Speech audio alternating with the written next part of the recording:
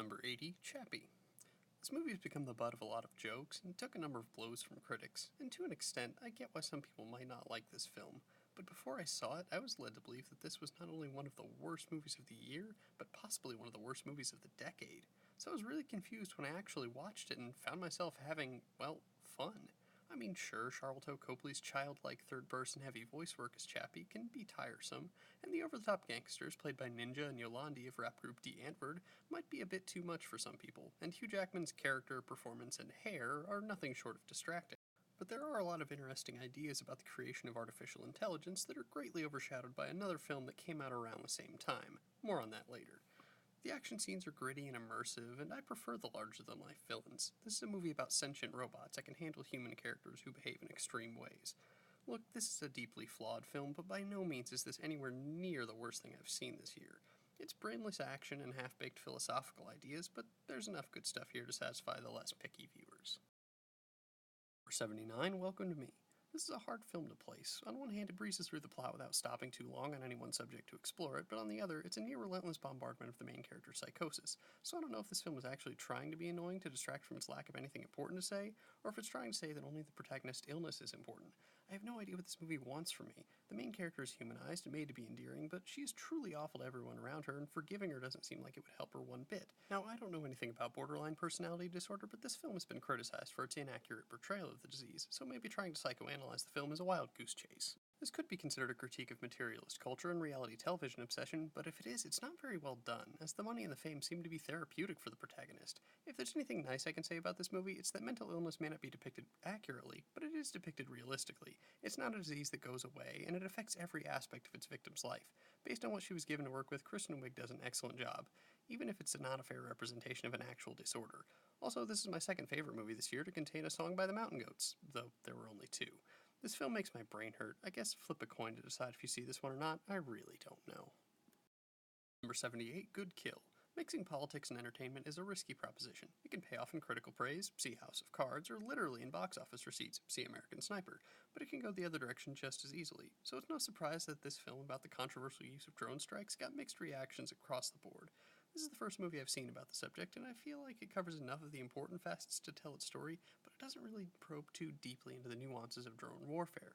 The film has some minor ambitions to be a character study as well, and this sadly is to its detriment. The scenes in the claustrophobic pods where the operators do battle, both morally and literally, are the high points that I dare say are almost great. But outside of this, the film sags into tired cliches of stressful home life and questionable coping methods. This is due in no part to the actors who are doing their best. Ethan Hawke and Zoe Kravitz give noteworthy performances, and while not a bad casting decision, January Jones is a curious choice. Now, to its credit, the movie does make a compelling argument for both sides of the debate, though ultimately it does make the feelings of those responsible for its creation apparent. So while I know it's basically naivete to ask this in this day and age, this film should be approached with an open mind. Give it a chance and reserve judgment until after viewing.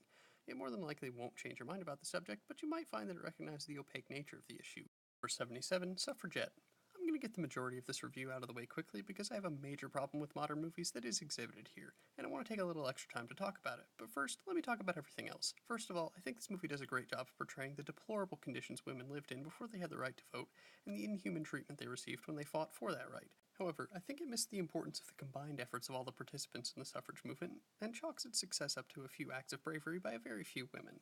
There are a number of scenes that provide a gut-wrenching call to action for the audience to get behind these characters, almost as if the filmmakers didn't believe we would be rooting for them. The acting is solid throughout, with Carey Mulligan and Ben Whishaw providing some of the film's most powerful moments. Those with a keen interest in the story of women's rights will find this engaging. The average moviegoer might find it a bit dry. Now that that's out of the way, let's talk cinematography.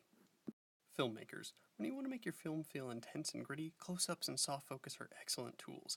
And if you want to make an action scene more immersive, the use of shaky cam can help the audience to feel the immediacy and confusion that the characters are experiencing. But when you combine the two and shoot your entire movie that way, including dialogue scenes, you are giving people motion sickness. And this is further compounded by your stubborn refusal to give it a rest and give the audience a break. Variety is the spice of life, and if the camera is always cocked sideways at a 15-degree angle and lilting about the scene, it gets really boring. Now imagine if I had filmed the whole review like this. Would this have drawn the viewers in and made them more engaged and interested in what I'm saying? Of course not, because I'm just talking to them. There's no need to create action in an environment of very little action. Sometimes what a character is saying is more important than how they look while saying it. So please, I beg of you, stop trying to wow us, just get your point across. Number 76, Focus.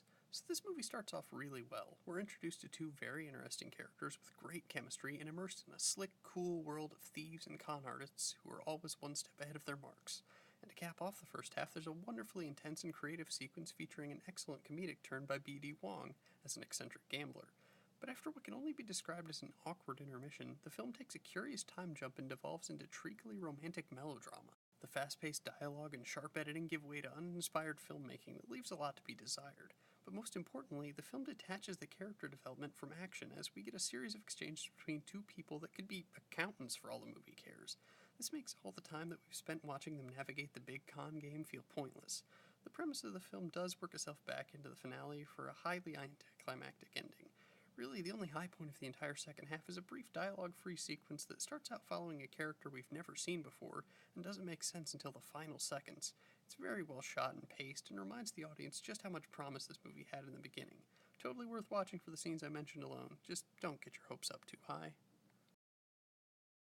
Number 75, The Last Witch Hunter. This movie falls into one of the biggest gaps in film criticism, known as niche appeal. This gap is comprised of films so firmly entrenched in a particular genre that they can't be judged by normal standards. Movies that are made for a specific audience that make no qualms about the vast majority of moviegoers having no interest in them whatsoever. These films demand to be judged on their own terms. Primarily, how well does it execute on what it sets out to do? In this case, perfectly. The Last Witch Hunter strives to be a dark fantasy action film with some comedic elements to keep things moving, and it delivers in droves. Creating a detailed fantasy world can weigh a story down with exposition, but this movie never wastes too much time explaining its magical elements, instead trusting the audience to suspend disbelief and hang on for the ride, much to its benefit, as so many complicated trinkets find their way into the story that explaining them all would stretch the runtime to biblical epic lengths. Objectively speaking, this is a deeply flawed film. The direction could be stronger in places, and the plot is pretty predictable. When something allows you to stop asking so many questions and just enjoy, none of that matters. If the trailer piques your interest, you'll probably enjoy it. If not, this movie wasn't made for you. Number 74, Tomorrowland. This movie has a lot going for it. Brad Bird, who has had nearly universal critical and commercial success thus far in both animated and live-action endeavors, George Clooney, who's notoriously picky about his projects, a story based on one of Disney's most popular attractions, but somehow this ended up being one of the biggest flops of the year, which is genuinely confusing because this really isn't that bad. The lead performance by Britt Robertson is just fine, and most of the visuals are pretty spectacular, the crown jewel of which is a 5-minute tracking shot tour of the titular location. But there are a few problems worth discussing. For example, the comedy. It comes and goes awkwardly, and certain scenes are bogged down in an effort to create jokes that barely seem worth it. Another flaw is the pacing of the story. Far too much time is spent introducing the characters and just explaining the plot that by the time things start wrapping up, the film has to rush to deliver a satisfying conclusion. But the biggest problem I had with this movie is that the plot simply wasn't that interesting. It feels rather run-of-the-mill given the nearly limitless possibilities of the premise. None of this is to say that there isn't fun to be had here. The whole experience perks up when the characters find themselves in Tomorrowland, and there are a few really fun scenes. It's worth seeing if you want something light with a good dose of positivity. Number 73, Insurgent. I won't waste a lot of time trying to defend my reasons for enjoying this film series. I know it's basically a ripoff of The Hunger Games, and they're not technically speaking well-made movies, but I'm content to just buy into the convoluted plot and accept that searching for logic in any of the characters' decisions is likely to be a fruitless endeavor. I just bide my time until the boring dialogue scenes are over and then revel in the action that's never too far away. But all of that would be impossible without the anchoring performance of Shailene Woodley, who lends gravitas and depth to a rather bland cardboard cutout of a character. I'm admittedly a bit of a fanboy for her films, but that's because she's doing solid work most actresses her age can only hope to imitate. There's not much else to say except, don't judge me. I won't question your guilty pleasures if you let me have this. So, I guess I recommend this, but I totally understand if you have no interest. Number 72, Clouds of Sils Maria. There's a well-documented difference in the fundamental styles of American and European filmmaking. American films tend to rely on the audience getting to know the character. This is accomplished by giving an overview of the character and ensuring that the things they care about are prominent. Another difference is that American movies try to function on literal representation. Basically, what you see is what you get, unless explicitly stated otherwise. In European cinema, we may never fully know a character until the credits roll, and just because we see something happen doesn't necessarily mean it's really happening. It could be a dream sequence or just a visual representation of a metaphor. Now, neither of these are hard and fast rules, they're just common tendencies with pros and cons to each. I felt the need to explain that because this film is heavily in the European style, and those unfamiliar with it might write it off as pretentiousness, but it's really just a different perspective. As it relates to this film, the style is definitely the right choice for the material material, as the story is fairly familiar territory about the creative process and aging, laying the criticism of modern franchise-dependent movie making on thick and providing enough symbolism to keep debate over the true meaning of every scene going for days, for us to involve ourselves in the story and decide what each moment means to each of us personally. This is a big leap for most people to take, and not everyone will want to, but for those who do, it will be all the more rewarding to watch a brilliant performance by Juliette Binoche, who is heartbreaking in the central role. Not the best introduction to the style, but a good choice for those looking to broaden their cinematic horizons. Number 71, Furious 7. When it comes to over-the-top action spectacle, few film series have worked so hard to deliver and even continually outdo themselves as the Fast and Furious franchise, and that drive is on full display here. Some of the most outrageous set pieces ever conceived grace the screen and are executed in near perfection. Practical effects and CGI are blended well, and the danger feels immediate in every scene. But to go along with this are a number of absurdly physics-defying car crashes and fight scenes that require the total suspension of disbelief from the audience, which at times is a bit much to ask as we watch characters survive trauma that would leave any real person mangled beyond recognition over and over again. Occasionally this just completely took me out of the movie and made the poorly written dialogue scenes even harder to take. The already bloated cast doesn't do itself any favors by adding heavy hitters Jason Statham and Kurt Russell, who are largely wasted and only serve to advance the plot instead of becoming characters we want to watch.